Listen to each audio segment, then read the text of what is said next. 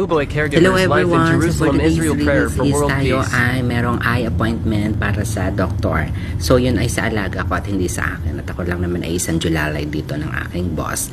So ngayon is, narito tayo ngayon sa may major road. Papunta tayo ngayon sa Sharet Zedek at doon ang appointment ng aking alaga. So ang eye appointment ng aking alaga is 8 to 12 weeks yung kanyang interval. So meron siyang eye shot ngayon ng bonggang-bongga. So yan, kung makikita ninyo ng bonggang-bongga, yan ngayon ang Jerusalem. Napaka-peaceful ng Jerusalem. Kita nyo naman ng bonggang-bongga. Diba? Sa sobrang peaceful niyan, wala na talagang gera. hindi na namin na-immune na talaga ang mga taga-Israel sa mga sitwasyon na nangyayari. So hopefully na talagang matapos na talaga itong nangyayaring tensyon dito sa Israel at Hamas. Keep safe everyone and love, love, love.